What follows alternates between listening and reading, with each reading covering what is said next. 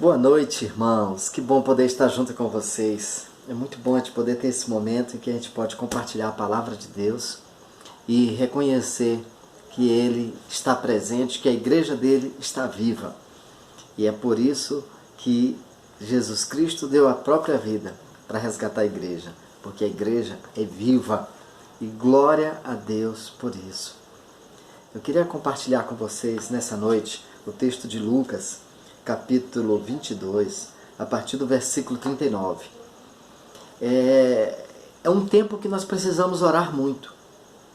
Nunca precisamos tanto orar. Nós precisamos dedicar mais tempo para a oração.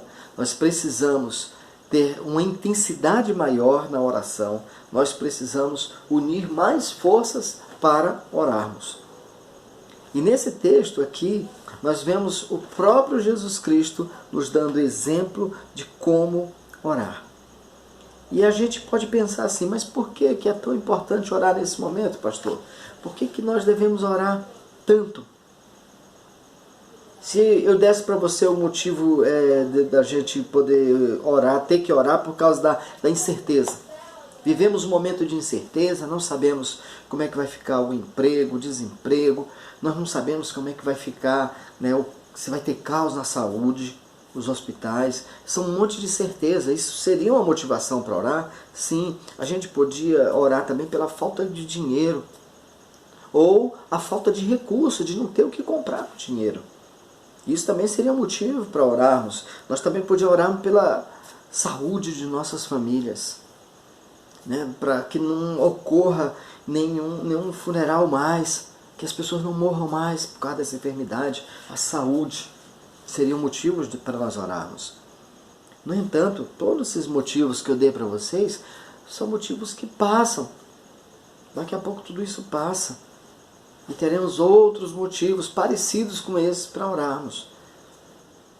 Existe uma motivação muito maior para orar.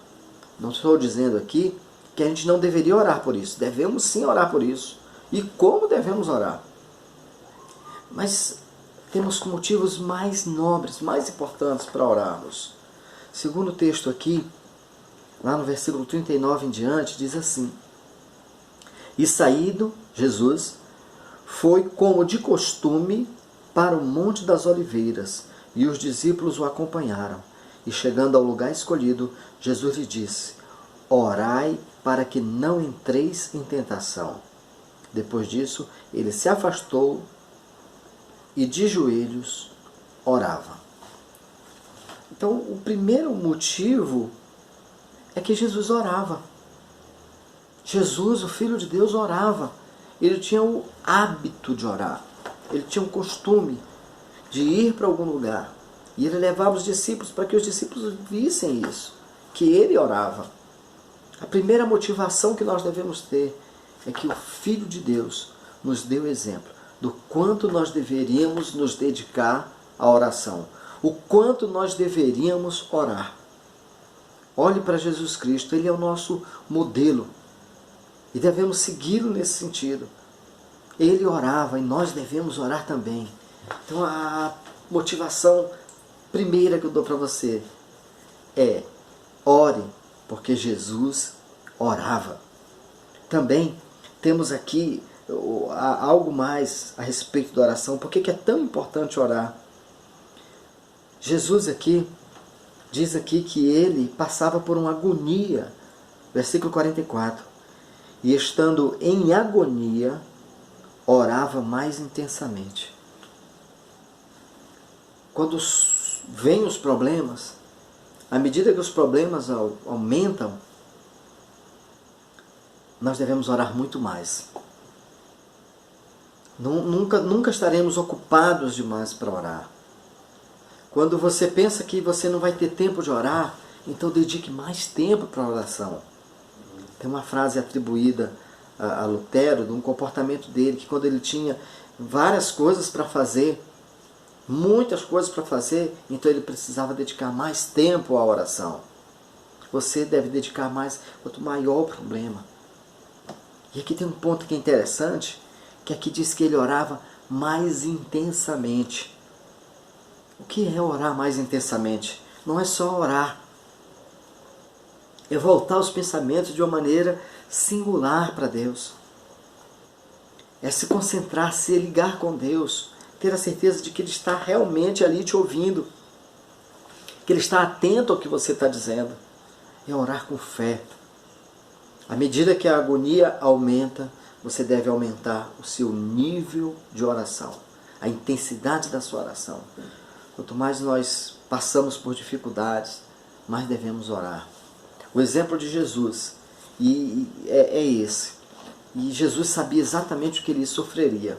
Nós estamos vivendo no mar de incertezas, mas Jesus sabia que ele sofreria, a dor que ele passaria. Jesus Cristo sabia de tudo aquilo que ele ia passar. Então, sabe, Jesus não tinha uma agonia por causa de ansiedade ou qualquer coisa. Não, era porque ele realmente sabia o que ele ia passar.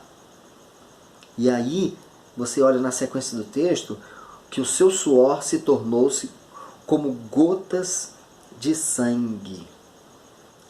O nome disso é hematoidrose.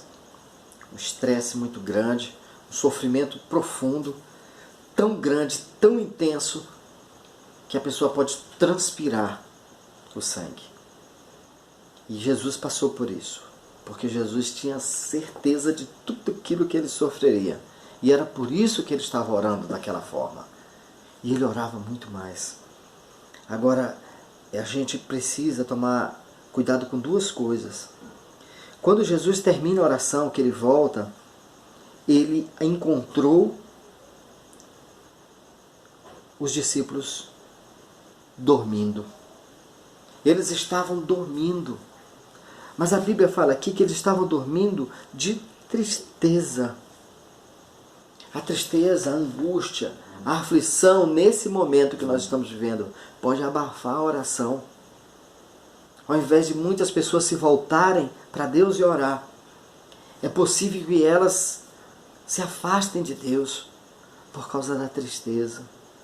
Os apóstolos não se afastaram de Jesus, mas eles não conseguiram parar e orar, porque talvez eles não tinham a dimensão de tudo que iria acontecer, ou talvez porque eles estavam naquele ambiente de despedida, Jesus Cristo vai embora, nós vamos ficar sem, e aí a fuga, o sono, foram tomados pelo sono. Que você não seja essa vítima, que a tristeza não seja maior do que a oração na sua vida. Vem a tristeza, vem a angústia, vem a aflição, vem tudo isso, mas a oração, à medida que a agonia aumentava, Jesus orava mais intensamente. Foi esse exemplo que ele nos deu. Não foi o exemplo de fuga, não foi o exemplo de sono, foi o exemplo de quanto maiores os problemas, mais se volte para a oração. Se você perceber que a tristeza está te afastando, que esses tempos você não tem aproveitado para ler mais a Bíblia, para orar mais, então insista com essa disciplina de leitura e oração. E a última coisa é que Jesus repetiu, aqui no último versículo que eu li, no 45, no 46, ele repete o que ele disse lá no versículo 40. Orai para que não entreis em tentação. Depois ele diz, no 46, levantai-vos e orai, para que não entreis em tentação. Olha aqui de novo. Gente, a gente está vendo um vírus que está aí se espalhando, chegando de todo jeito, as pessoas se protegendo, álcool em gel, limpeza, máscaras, óculos, muitas proteções contra esse vírus. Agora tem um vírus muito pior, que é o vírus do pecado. Quando você deixa de orar, você deixa a sua vida suscetível à contaminação do pecado. Você fica suscetível a cair em tentação, a ser uma presa fácil para o inimigo, ser uma presa fácil para o pecado. Está aqui os motivos que você deve orar. Você deve orar porque Cristo orou. Você deve orar porque, à medida que os problemas forem aumentando, você deve orar mais. E não o contrário. Você deve orar porque a falta da oração a falta de tempo de qualidade para orar pode te deixar como presa para o pecado. Que a oração ocupe o espaço na sua vida com prioridade. Leia a Bíblia, ore, faça porque Jesus fez, Ele já nos deu exemplo. Igreja, nós não vamos parar de orar nesses dias. Pelo contrário, a igreja nunca vai ter orado tanto na história desse país, na história do mundo, como nesse período dessa pandemia. Ele vai ser lembrado depois, não pelas desgraças que aconteceram, mas foi por um período em que a igreja se uniu para orar, em que a igreja se manteve viva, mesmo não tendo encontros, mesmo não tendo estrutura física. A igreja permaneceu viva em oração. Você está comigo nessa? Então vamos encarar esse desafio. Igreja viva em oração. Que Deus abençoe os irmãos.